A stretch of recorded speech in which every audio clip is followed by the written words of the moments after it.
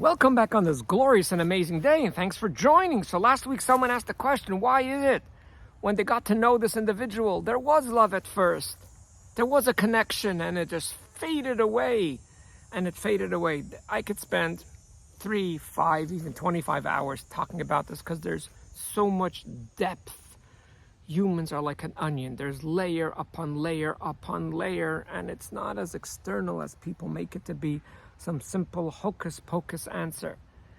What comes to me a lot, and I'll share just one of the reasons, because it might fall into your category, and this comes to me so much, and that's what I deal with a lot.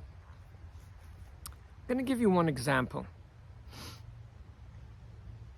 And it might seem like it contradicts stuff that I said last week, but we're just going to zoom into one aspect within love, within relationships. A person, an individual, male or female,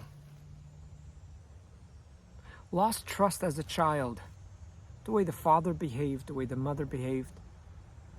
So deep down, there's lacking trust. These individuals, which is most of us, that are lacking trust, we create a little wall around us. Some create a big emotional wall around us. So even when we're trying to meet with people, connect, and love means where one person is totally connected to the other, that their whole essence is almost gone in that moment of love, in that moment of connection, that they almost give up their identity. There's a little wall around them.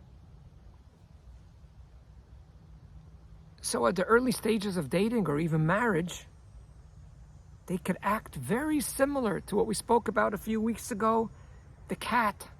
They could be the waiter. But when push comes to shove, that here the cat was challenged by a mouse, here we are challenged by trust. So watch the signs, and this is one of the biggest topics that I deal with when it comes within relationships. What I explain to people of the science of the amygdala, of the science of the brain, of the neuroscience is as following. These are people that want to be close to their spouse. So what I explain to them is based on what they told me, not what I'm going to make up. Based on what they told me, I showed them very clearly where they're holding back. If they're holding back within intimacy, if they're holding back about sharing their feelings, if they're holding back whatever they're holding back. When you create that wall around you, which is usually done subconscious, I know you did not mean it, but every millimeter of the wall pushes your spouse or your lover away for a meter emotionally. Otherwise, your spouse will be living 5 miles away physically.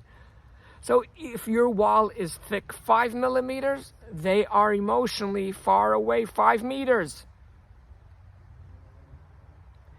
And the thicker your wall is, the further they are.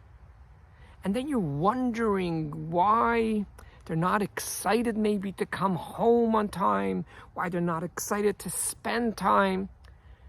Because maybe they're not intimate with their buddies. Maybe they're not intimate with their friends.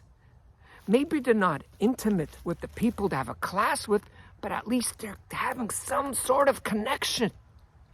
But what they expect from you is an intimate connection, and yet you have, for a good reason, to protect yourself. Isn't that a paradox? You have created subconsciously the wall around you to protect yourself, which is only deeply hurting yourself because you're not allowing your lover or your spouse to get close to you. Month after month and year after year, what happens? Join me next week and we can hear more details of what happens in the brain and in reality with that connection. Until then, there is one person you have full control to accept to first accept, connect, like, and love. And that's the lovely individual that you see in the mirror from the day you were born till after even you pass on to the greater world.